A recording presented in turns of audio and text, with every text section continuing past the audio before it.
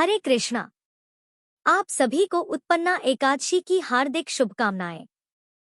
प्रिय श्रोताओं, कहते हैं कि एकादशी का सच्चा फल तभी मिलता है जब हमारे मन में भक्ति की ज्योत जल रही हो। केवल कथा सुन लेने से कुछ नहीं होता, लेकिन भक्ति के साथ कथा का श्रवण आत्मा को उजाला देता है, मन को पवित्र बना देता है। जैसा कहा गया है, भक्त बिना भगवान नहीं और भगवान बिना भक्त नहीं। इसीलिए आज की इस पावन कथा को शुरू करने से पहले हम उन महान भक्तों को याद करते हैं जिनके प्रेम, समर्पण और श्रद्धा ने भगवान को उनके हृदय में बसाया। जो भगवान को पुकारना नहीं जानते, उन्हें भगवान तक पहुंचने का मार्ग भी नहीं मिलता, और यह पुकारने की कला भक्तों से ही सीखी जाती है। तो प्रिय साथियों, कुछ क्षण रुककर अपने मन को शांत कीजिए, क्योंकि भक्तों की कथाएं ही हमारे अंतर्मन को तैयार करती हैं, हमारी आत्मा को निर्मल बनाती हैं और हमें इस व्रत के पूर्ण फल का अधिकारी बनाती हैं। भक्तों की महिमा अनंत है, उनका स्मरण ही पापों को नष्ट कर देता है।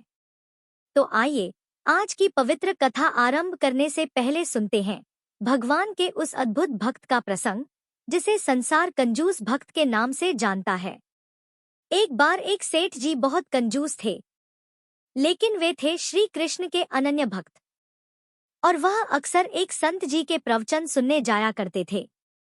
एक बार उन कंजूस सेठ ने संत जी से विनती की कि महाराज, कोई ऐसा उपाय तो बताइए कि मैं भगवान की अपने इष्ट श्री कृष्ण की भरपूर सेवा करूं, लेकिन मेरा एक भी रुपया खर्च ना हो। संत समझ गए कि यह व्यक्ति तो बहुत कंजूस है, लेकिन श्री कृष्ण के प्रति भक्ति भी अटूट है। तो उसकी भक्ति और श्रद्धा देखकर संत जी महाराज ने उसे एक अद्भुत उपाय सुझाया। संत जी कहने लगे कि तुम श्री कृष्ण की प्रतिदिन मानसिक पूजा किया करो। मन में ऐसा विचार करो कि तुम उनके श्री विग्रह को स्नान करवा रहे हो, उन्हें बहुमूल्य सुंदर वस्त्र धारण करवा रहे हो और फिर उनका उत्तम श्रृंगार कर रहे हो। इसके बाद उनको बढ़िया से बढ़िया भोग भी अर्पित कर रहे हो। इस विधि से तुम्हारा काम हो जाएगा। एक तो तुम्हारा एक भी पैसा खर्च नहीं होगा, दूसरा तुमको अपने आराध्य की भक्ति और सेवा दोनों का आनंद भी आएगा। संत महाराज मुस्कुराते हुए बोले, यह मानसिक पूजा है, लेकिन इसमें कोई कंजूसी बिल्कुल मत करना। संत की बात मानकर सेठ जी ने श्री कृष्ण की अब मानसिक पूजा आरंभ कर दी। सेठ जी का तो काम बन गया था। अब उनका नियम बन गया था कि वह स्नान के बाद बड़े भाव से श्री कृष्ण के विग्रह को स्नान करवाते, वस्त्र धारण करवाते और दूध में शक्कर डालकर उनको भोग लगाते। वे सब मन ही मन यह सब करते थे। अपनी मानसिक पूजा के इस नियम को करते हुए उन्हें कई वर्ष बीत गए। अब तो सेठ जी को कई बार अनुभूति होती कि मानो स्वयं श्री कृष्ण स्वयं उनका भोग ग्रहण करते हो।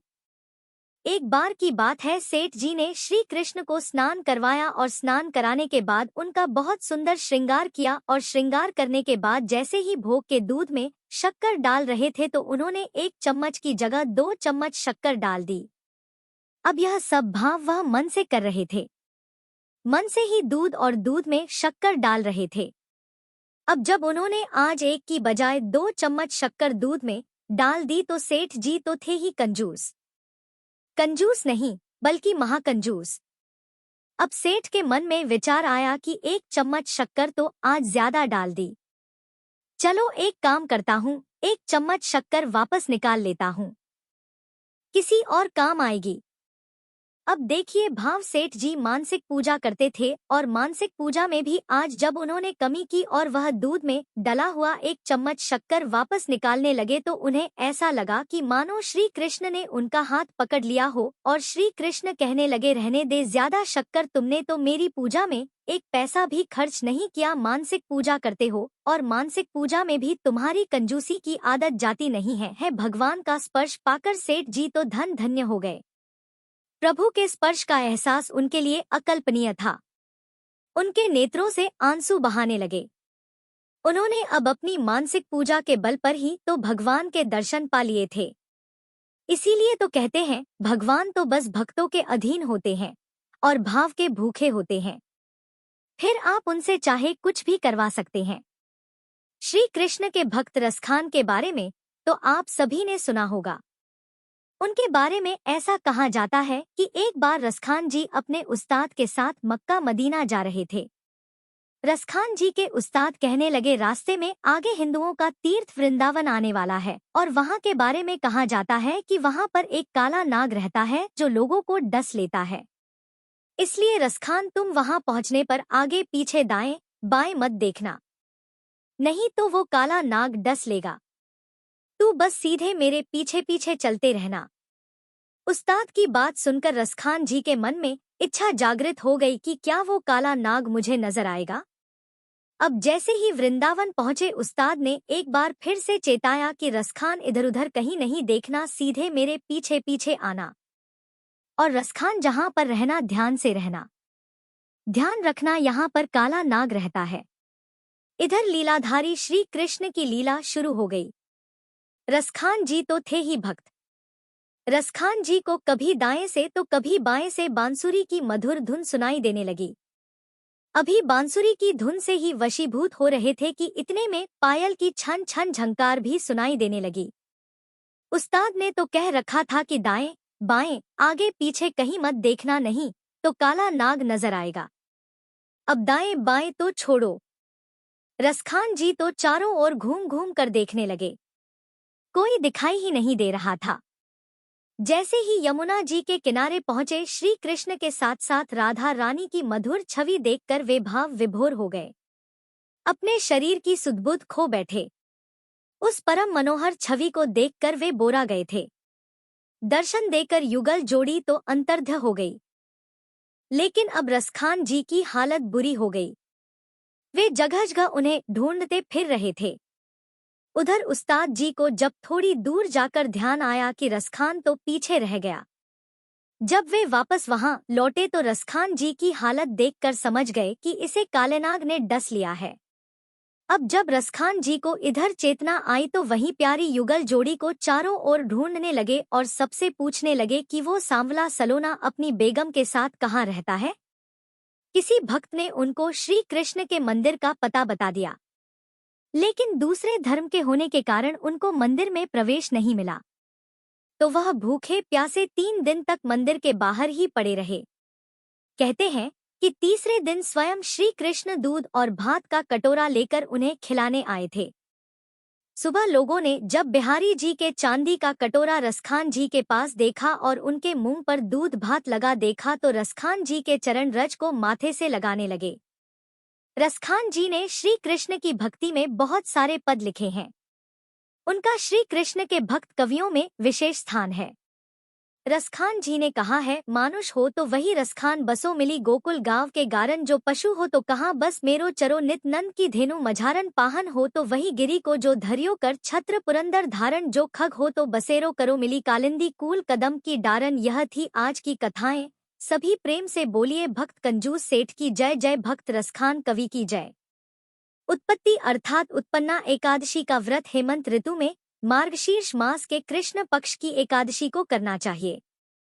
और इस पावन व्रत की कथा इस प्रकार है। एक बार युधिष्ठिर महाराज ने भगवान श्री कृष्ण से पूछा, है भगवान, पूर्णिमाई एकादशी तिथि कैसे उत्पन्न हुई? इस संसार में यह क्यों पवित्र मानी गई तथा देवताओं को कैसे प्रिय हुई? तब श्री भगवान बोले, कुंती नंदन, प्राचीन समय की बात है। सतयुग में मुर्द नामक एक दानव रहता था। वह बड़ा ही अद्भुत, अत्यंत रौद्र और संपूर्ण देवताओं के लिए भयंकर था। उस काल रूपी दुरात्मा महाअसुर ने देवराज इंद्र को भी जीत लिया था। संपूर्ण देवता उससे परास्त होकर स्वर्ग से निकाले जा चुके थे और शंकित तथा भयभीत होकर पृथ्वी पर विचरा करते थे। एक दिन सभी देवता महादेव जी के पास गए। वहां इंद्र ने भगवान शिव के आगे सारा हाल कह सुनाया। तब देवराज इंद्र बोले, हे महेश्वर, यह देवता स्वर्ग लोक से निकाले जाने के बाद पृथ्वी पर विचर रहे हैं। मनुष्यों के बीच रहना इन्हें शोभा नहीं देता। हे देव, कोई तो उपाय बतलाइए। देवता किसका सहारा लें? तब महादेव जी ने कहा, देवराज, जहां सबको शरण देने वाले, सबकी रक्षा में तत्पर रहने वाले जगत के स्वामी भगवान गरुड़ ध्वज विराजमान है, वहां जाओ, वही तुम लोगों की रक्षा करेंगे। भगवान श्री कृष्ण कहते हैं, हे युधिष्ठिर, महादेव जी की यह बात सुनकर परम बुद्धिमान देवराज इंद्र संपूर्ण देवताओं के साथ क्षर सागर में गए, जहां भगवान गदाधर सो रहे थे। इंद्र ने हाथ जोड़कर उनकी स्तुति की। इंद्र बोले, हे देवदेवश्वर, आपको नमस्कार है। देव, आप ही पति, आप ही मति, आप ही कर्ता और आप ही कारण हैं। आप ही सब लोगों की माता और आप ही इस जगत के पिता हैं। देवता और दानव दोनों ही आपकी वंदना करते हैं। हे पुंडरीकाक्ष, आप तो दैत्यों के शत्रु हैं। हे मधुसूदन, हम लोगों की रक्षा कीजिए। प्रभु हे जगन्नाथ, अत्यंत उग्र स्वभाव वाले महाबली मुर नामक दैत्य ने इन संपूर्ण देवताओं को जीतकर स्वर्ग से बाहर निकाल दिया है। भगवान देव देवेश्वर शरणागत वत्सल सभी देवता भयभीत होकर इस समय आपकी शरण में आए हैं। दानवों का विनाश करने वाले कमल नयन हे भक्तवत्सल देव देवेश्वर, हे जनार्दन, हमारी रक्षा कीजिए, रक्षा कीजिए। भगवान शरण में आए हुए देवताओं की सहायता कीजिए। इंद्र की बात सुनकर तब भगवान विष्णु बोले, देवराज, यह दानव कैसा है, उसका रूप और बल कैसा है, और उस दुष्ट के रहने का स्थान कहाँ है? तब देवराज इंद्र बोले, देवेश्वर, पूर्व समय में ब्रह्मा जी के वंश में तालजंख नामक एक महान असुर उत्पन्न हुआ था, जो कि अत्यंत भयंकर था। उसका पुत्र मुर दानव के नाम से विख्यात है। वह भी अत्यंत उत्कट, महापराक्रमी और देवताओं के लिए भयंकर है। चंद्रावती नाम से प्रसिद्ध एक नगरी है, उसी में स्थान बनाकर वह रहता है। उस दैत्य ने तो समस्त देवताओं को परास्त करके उन्हें उनके ही स्वर्ग लोक से बाहर कर दिया है। उसने एक दूसरे ही इंद्र को स्वर्ग के सिंहासन पर बिठा दिया है। अग्नि, चंद्रमा, सूर्य, वायु और वरुण भी उसने दूसरे ही बना लिए हैं। जनार्दन, मैं सच्ची बात बता रहा हूँ, उसने सब कोई दूसरे ही कर लिए हैं। देवताओं को तो उसने उनके प्रत्येक स्थान से ही वंचित कर दिया है। इंद्र की यह बात सुनकर भगवान जनार्दन को बड़ा क्रोध आया। उन्होंने देवताओं को साथ लेकर चंद्रावती नगरी में प्रवेश किया। भगवान गदाधर ने देखा कि दैत्यराज बारंबार गर्जना कर रहा है और उससे परास्त होकर संपूर्ण देवता दसों दिशाओं में भाग रहे हैं। अब वह दानव भगवान विष्णु को देखकर बोला, खड़ा रहे, खड़ा रहे। उसकी यह ललकार सुनकर भगवान के नेत्र क्रोध से लाल हो गए। वे बोले, अरे ओ दुराचारी दानव, मेरी इन भुजाओं को देख। ऐसा कहकर श्री विष्णु ने अपने दिव्य बाणों से सामने आए हुए दुष्ट दानवों को मारना आरंभ कर दिया। दानव भय से विवल हो उठे। पांडुनंदन, इसके पश्चात श्री विष्णु ने दैत्य सेना पर चक्र का प्रहार किया। उससे छिन्न भिन्न होकर सैकड़ों योद्धा मौत के मुख में चले गए। इसके बाद भगवान मधुसूदन बद्रिका आश्रम को चले गए। वहां सिंघावती नाम की गुफा थी जो 12 योजन लंबी थी। हे पांडुनंदन, उस गुफा में एक ही दरवाजा था।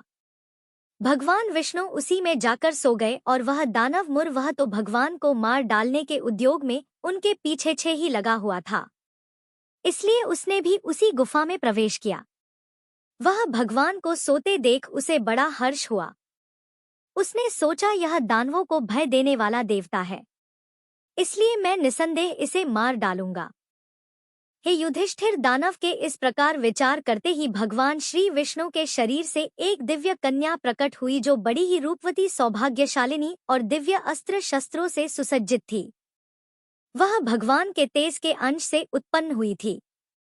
उसका बल और पराक्रम महान था। हे युधिष्ठिर, दानवराज मुर्द ने उस कन्या को देखा। कन्या ने युद्ध का विचार करके दानव के साथ युद्ध के लिए याचना की और देखते ही देखते भयंकर युद्ध छिड़ गया। कन्या सभी प्रकार की युद्ध कलाओं में निपुण थी। वह मुर नामक महान असुर उसके हुंकार मात्र से ही राख का ढेर हो गया और दानव के मारे जाने पर भगवान जाग उठे। उन्होंने दानव को धरती पर इस प्रकार निष्प्राण पड़ा देखकर कन्या से पूछा, मेरा यह शत्रु तो अत्यंत उग्र और भयंकर था, किसने इसका वध किया है? तब कन्या बोली, स्वामिन, आपके ही प्रसाद से मैंने इस महादैत्य का वध कर डाला है। श्री भगवान ने कहा, कल्याणी, तुम्हारे इस कर्म से तीनों लोकों के मुनि और देवता आनंदित हुए हैं। अतः तुम्हारे मन में जैसी इच्छा हो उसके अनुसार मुझसे कोई वर मांग लो। देव दुर्लभ होने पर भी वह वर मैं तुम्हें दूंगा, इसमें तनिक भी संदेह नहीं है। वह कन्या साक्षात एकादशी ही थी। उसने कहा, प्रभु, यदि आप प्रसन्न हैं तो मैं आपकी कृपा से सब तीर्थों में प्रधान, समस्त विघ्नों का नाश करने वाली तथा सब प्रकार की सिद्धि देने वाली देवी हो जाऊं। जनार्दन, जो लोग आप में भक्ति रखते हुए मेरे दिन को उपवास करेंगे उन्हें सब प्रकार की सिद्धि प्राप्त हो। माधव, जो लोग उपवास, नक्त भोजन अथवा एक भुक्त करके मेरे व्रत का पालन करें उन्हें आप धन, धर्म और मोक्ष प्रदान कीजिए।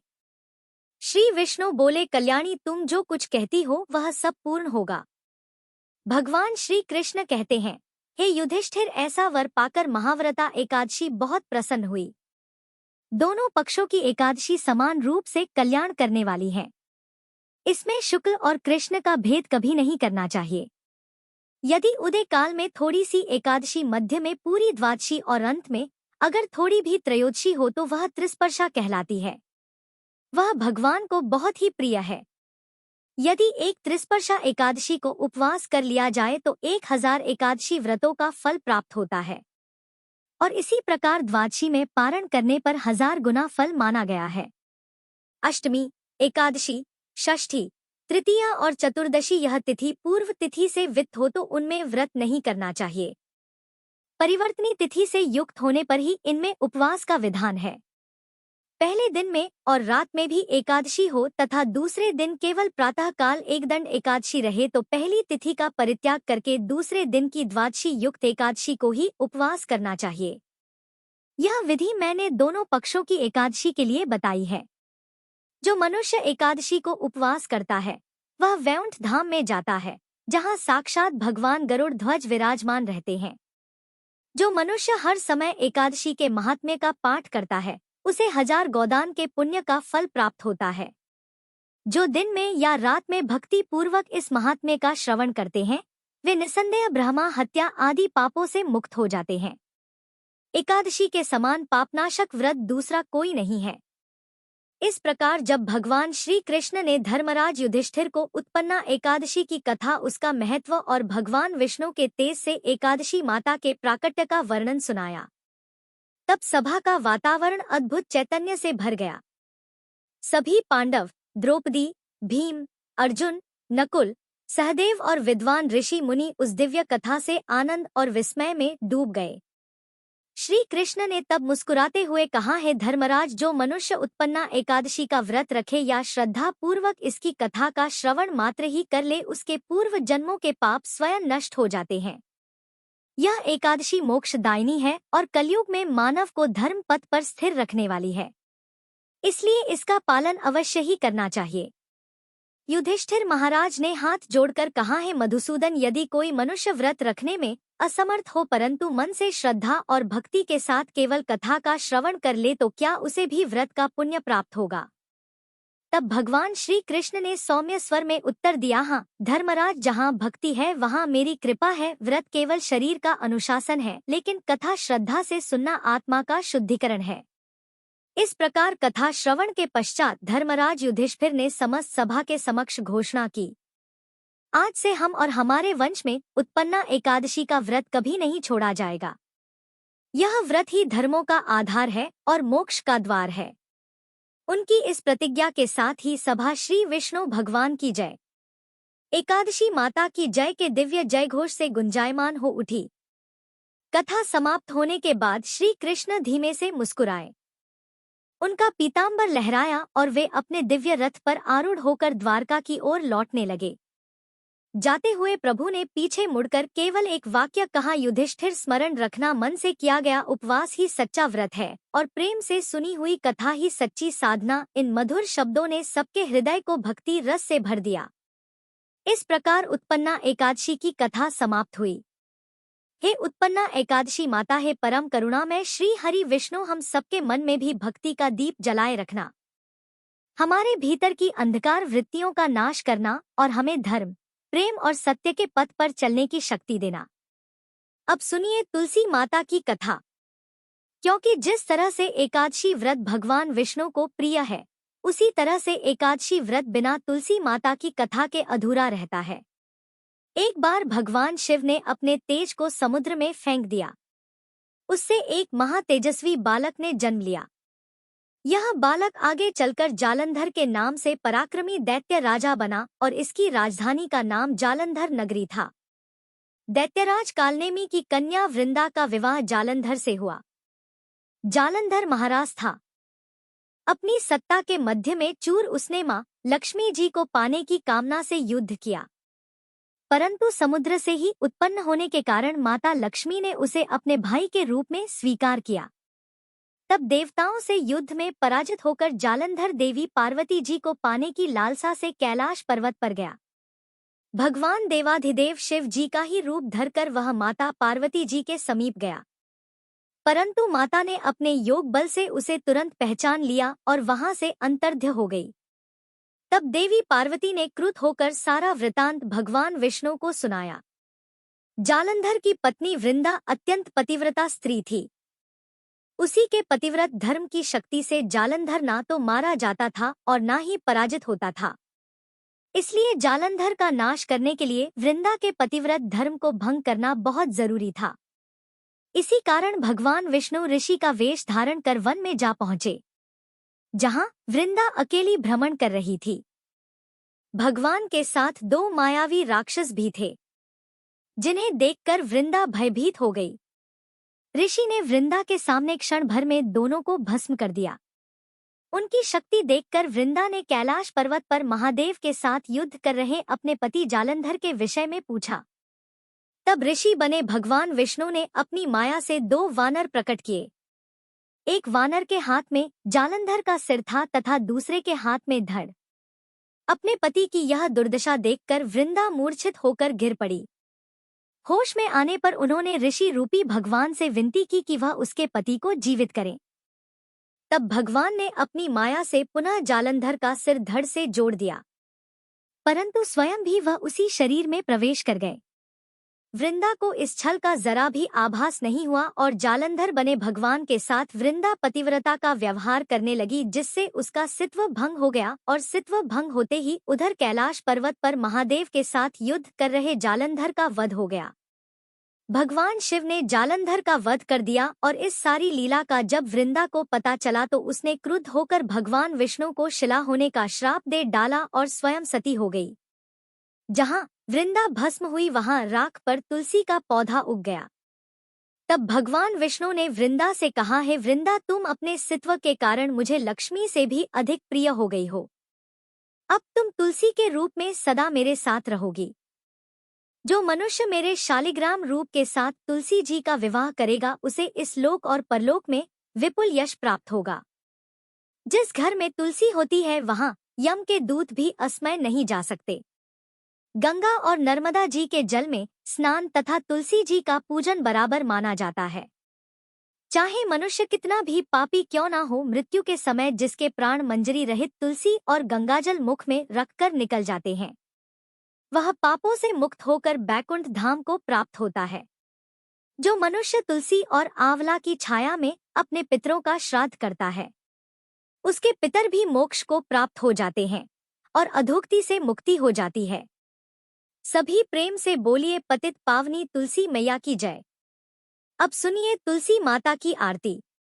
तुलसी महारानी नमो नमो, हरि की पट रानी नमो नमो, तुलसी महारानी नमो नमो, धन्य तुलसी पूर्ण तपकीनो शालिग्राम बनी पटरानी नमो नमो, तुलसी महारानी नमो नमो, हर की पटरानी नमो नमो, जाके पत्र मंजरी कोमल श्रीपति कमल चरण लपटानी नमो नमो, तुलसी महारानी नमो नमो, हरि की पटरानी नमो नमो, कौन महीने बोई रानी तुलसी कौन महीने हुई हरियाली नमो नमो, तुलसी महारानी रानी नमो नमो, हर की पटरानी नमो नमो, कौन महीने हुई तेरी पूजा कौन महीने हुई पटरानी नमो नमो, तुलसी महारानी नमो नमो, आषाढ़ मास में बोई रानी तुलसी सावन महीने हुई हरियाली नमो नमो, तुलसी श्री महारानी नमो नमो, हरि की पटरानी नमो नमो, कार्तिक मास में हुई तेरी पूजा मंगसिर मास हुई पटरानी नमो नमो, तुलसी महारानी नमो नमो, हर की पटरानी नमो नमो, धूप दीप नैवेद्य आरती पुष्पन की वर्षा बरसानी नमो नमो, तुलसी महारानी नमो नमो, हरि की पटरानी नमो नमो, 56 भोग 3600 व्यंजन बिन तुलसी हरि एक न मानी नमो नमो, तुलसी महारानी नमो नमो, हरि की पटरानी नमो नमो, जो तुलसी तुलसी को सवेरे गाय श्री कृष्ण के दर्शन पाए नमो नमो, तुलसी महारानी नमो नमो, हर की पटरानी नमो नमो, जो तुलसी को दोपहर गाय खीर खांड का भोग लगाए नमो नमो तुलसी महारानी नमो नमो हर की पटरा रानी नमो नमो जो तुलसी को सांझ को गाए श्री कृष्ण की आरती उतारे नमो नमो तुलसी महारानी नमो नमो हरि की पटरानी नमो नमो जो तुलसी को रात को गाए श्री कृष्ण के चरण दबाए नमो नमो तुलसी महारानी रानी नमो नमो हरि की पट रानी नमो नमो सब सखी मैया तेरो यश गावे भक्ति दान दी महारानी नमो नमो तुलसी महारानी नमो नमो हर की पटरानी नमो नमो तुलसी महारानी नमो नमो हर की पटरानी नमो नमो प्रकार की युद्ध कलाओं में निपुण थी। वह मुर नामक महान असुर उसके हुंकार मात्र से ही राख का ढेर हो गया और दानव के मारे जाने पर भगवान जाग उठे। उन्होंने दानव को धरती पर इस प्रकार निष्प्राण पड़ा देखकर कन्या से पूछा, मेरा यह शत्रु तो अत्यंत उग्र और भयंकर था, किसने इसका वध किया है? तब कन्या बोली, स्वामिन आपके ही प्रसाद से मैंने इस महादैत्य का वध कर डाला है। श्री भगवान ने कहा, कल्याणी तुम्हारे इस कर्म से तीनों लोकों के मुनि और देवता आनंदित हुए हैं। अतः तुम्हारे मन में जैसी इच्छा हो उसके अनुसार मुझसे कोई वर मांग लो। देव दुर्लभ होने पर भी वह वर मैं तुम्हें दूंगा, इसमें तनिक भी संदेह नहीं है। वह कन्या साक्षात एकादशी ही थी। उसने कहा, प्रभु यदि आप प्रसन्न हैं तो मैं आपकी कृपा से सब तीर्थों में प्रधान समस्त विघ्नों का नाश करने वाली तथा सब प्रकार की सिद्धि देने वाली देवी हो जाऊं। जनार्दन, जो लोग आप में भक्ति रखते हुए मेरे दिन को उपवास करेंगे उन्हें सब प्रकार की सिद्धि प्राप्त हो। माधव, जो लोग उपवास नक्त भोजन अथवा एक भुक्त करके मेरे व्रत का पालन करें उन्हें आप धन धर्म और मोक्ष प्रदान कीजिए। श्री विष्णु बोले, कल्याणी तुम जो कुछ कहती हो वह सब पूर्ण होगा। भगवान श्री कृष्ण कहते हैं, हे युधिष्ठिर, ऐसा वर पाकर महाव्रता एकादशी बहुत प्रसन्न हुई। दोनों पक्षों की एकादशी समान रूप से कल्याण करने वाली है। इसमें शुक्ल और कृष्ण का भेद कभी नहीं करना चाहिए। यदि उदय काल में थोड़ी सी एकादशी, मध्य में पूरी द्वादशी और अंत में अगर थोड़ी भी त्रयोदशी हो तो वह त्रिस्पर्शा कहलाती है। वह भगवान को बहुत ही प्रिय है। यदि एक त्रिस्पर्शा एकादशी को उपवास कर लिया जाए तो 1000 एकादशी व्रतों का फल प्राप्त होता है और इसी प्रकार द्वादशी में पारण करने पर 1000 गुना फल माना गया है। अष्टमी, एकादशी, षष्ठी, तृतीया और चतुर्दशी यह तिथि पूर्व तिथि से वित्त हो तो उनमें व्रत नहीं करना चाहिए। परिवर्तनी तिथि से युक्त होने पर ही इनमें उपवास का विधान है। पहले दिन में और रात में भी एकादशी हो तथा दूसरे दिन केवल प्रातः काल एक दंड एकादशी रहे तो पहली तिथि का परित्याग करके दूसरे दिन की द्वादशी युक्त एकादशी को ही उपवास करना चाहिए। यह विधि मैंने दोनों पक्षों की एकादशी के लिए बताई है। जो मनुष्य एकादशी को उपवास करता है वह वैकुंठ धाम में जाता है, जहाँ साक्षात भगवान गरुड़ ध्वज विराजमान रहते हैं। जो मनुष्य हर समय एकादशी के महात्म्य का पाठ करता है उसे 1000 गोदान के पुण्य का फल प्राप्त होता है। जो दिन में या रात में भक्ति पूर्वक इस महात्म्य का श्रवण करते हैं वे निसंदेह ब्रह्मा हत्या आदि पापों से मुक्त हो जाते हैं। एकादशी के समान पापनाशक व्रत दूसरा कोई नहीं है। इस प्रकार जब भगवान श्री कृष्ण ने धर्मराज युधिष्ठिर को उत्पन्ना एकादशी की कथा, उसका महत्व और भगवान विष्णु के तेज से एकादशी माता के प्राकट्य का वर्णन सुनाया तब सभा का वातावरण अद्भुत चैतन्य से भर गया। सभी पांडव, द्रौपदी, भीम, अर्जुन, नकुल, सहदेव और विद्वान ऋषि मुनि उस दिव्य कथा से आनंद और विस्मय में डूब गए। श्री कृष्ण ने तब मुस्कुराते हुए कहा, है धर्मराज, जो मनुष्य उत्पन्ना एकादशी का व्रत रखे या श्रद्धा पूर्वक इसकी कथा का श्रवण मात्र ही कर ले उसके पूर्व जन्मों के पाप स्वयं नष्ट हो जाते हैं। यह एकादशी मोक्षदायिनी है और कलयुग में मानव को धर्म पथ पर स्थिर रखने वाली है, इसलिए इसका पालन अवश्य ही करना चाहिए। युधिष्ठिर महाराज ने हाथ जोड़कर कहा, है मधुसूदन, यदि कोई मनुष्य व्रत रखने में असमर्थ हो परंतु मन से श्रद्धा और भक्ति के साथ केवल कथा का श्रवण कर ले तो क्या उसे भी व्रत का पुण्य प्राप्त होगा? तब भगवान श्री कृष्ण ने सौम्य स्वर में उत्तर दिया, हाँ धर्मराज, जहाँ भक्ति है वहाँ मेरी कृपा है। व्रत केवल शरीर का अनुशासन है, लेकिन कथा श्रद्धा से सुनना आत्मा का शुद्धिकरण है। इस प्रकार कथा श्रवण के पश्चात धर्मराज युधिष्ठिर ने समस्त सभा के समक्ष घोषणा की, आज से हम और हमारे वंश में उत्पन्ना एकादशी का व्रत कभी नहीं छोड़ा जाएगा। यह व्रत ही धर्मों का आधार है और मोक्ष का द्वार है। उनकी इस प्रतिज्ञा के साथ ही सभा श्री विष्णु भगवान की जय, एकादशी माता की जय के दिव्य जयघोष से गुंजायमान हो उठी। कथा समाप्त होने के बाद श्री कृष्ण धीमे से मुस्कुराए। उनका पीतांबर लहराया और वे अपने दिव्य रथ पर आरूढ़ होकर द्वारका की ओर लौटने लगे। जाते हुए प्रभु ने पीछे मुड़कर केवल एक वाक्य कहा, युधिष्ठिर, स्मरण रखना, मन से किया गया उपवास ही सच्चा व्रत है और प्रेम से सुनी हुई कथा ही सच्ची साधना। इन मधुर शब्दों ने सबके हृदय को भक्ति रस से भर दिया। इस प्रकार उत्पन्ना एकादशी की कथा समाप्त हुई। हे उत्पन्ना एकादशी माता, हे परम करुणामय श्री हरि विष्णु, हम सबके मन में भी भक्ति का दीप जलाए रखना, हमारे भीतर की अंधकार वृत्तियों का नाश करना और हमें धर्म, प्रेम और सत्य के पथ पर चलने की शक्ति देना। अब सुनिए तुलसी माता की कथा। क्योंकि जिस तरह से एकादशी व्रत भगवान विष्णु को प्रिय है, उसी तरह से एकादशी व्रत बिना तुलसी माता की कथा के अधूरा रहता है। एक बार भगवान शिव ने अपने तेज को समुद्र में फेंक दिया।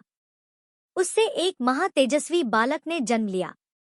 यह बालक आगे चलकर जालंधर के नाम से पराक्रमी दैत्य राजा बना और इसकी राजधानी का नाम जालंधर नगरी था। दैत्यराज कालनेमी की कन्या वृंदा का विवाह जालंधर से हुआ। जालंधर महाराज था। अपनी सत्ता के मध्य में चूर उसने मां लक्ष्मी जी को पाने की कामना से युद्ध किया, परंतु समुद्र से ही उत्पन्न होने के कारण माता लक्ष्मी ने उसे अपने भाई के रूप में स्वीकार किया। तब देवताओं से युद्ध में पराजित होकर जालंधर देवी पार्वती जी को पाने की लालसा से कैलाश पर्वत पर गया। भगवान देवाधिदेव शिव जी का ही रूप धरकर वह माता पार्वती जी के समीप गया, परंतु माता ने अपने योग बल से उसे तुरंत पहचान लिया और वहां से अंतर्ध्य हो गई। तब देवी पार्वती ने क्रुद्ध होकर सारा वृतांत भगवान विष्णु को सुनाया।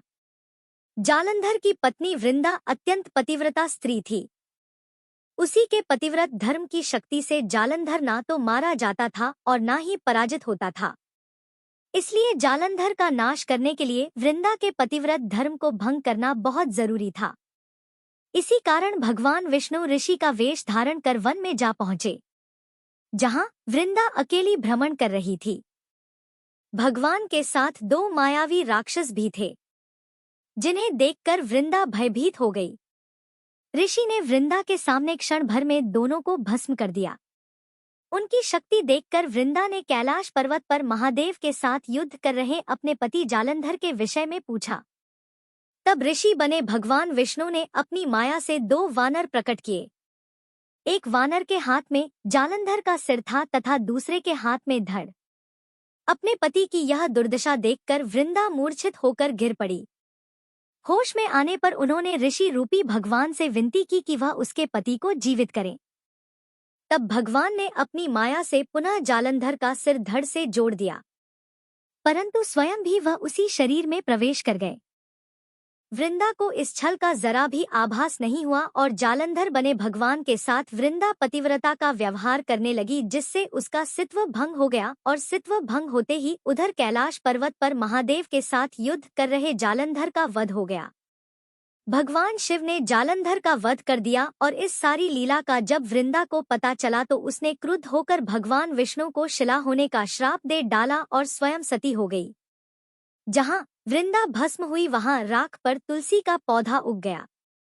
तब भगवान विष्णु ने वृंदा से कहा, हे वृंदा, तुम अपने सित्व के कारण मुझे लक्ष्मी से भी अधिक प्रिय हो गई हो। अब तुम तुलसी के रूप में सदा मेरे साथ रहोगी। जो मनुष्य मेरे शालिग्राम रूप के साथ तुलसी जी का विवाह करेगा उसे इस लोक और परलोक में विपुल यश प्राप्त होगा। जिस घर में तुलसी होती है वहां यम के दूत भी अस्मय नहीं जा सकते। गंगा और नर्मदा जी के जल में स्नान तथा तुलसी जी का पूजन बराबर माना जाता है। चाहे मनुष्य कितना भी पापी क्यों ना हो, मृत्यु के समय जिसके प्राण मंजरी रहित तुलसी और गंगाजल मुख में रखकर निकल जाते हैं, वह पापों से मुक्त होकर बैकुंठ धाम को प्राप्त होता है। जो मनुष्य तुलसी और आंवला की छाया में अपने पितरों का श्राद्ध करता है, उसके पितर भी मोक्ष को प्राप्त हो जाते हैं और अधोगति से मुक्ति हो जाती है। सभी प्रेम से बोलिए, पतित पावनी तुलसी मैया की जय।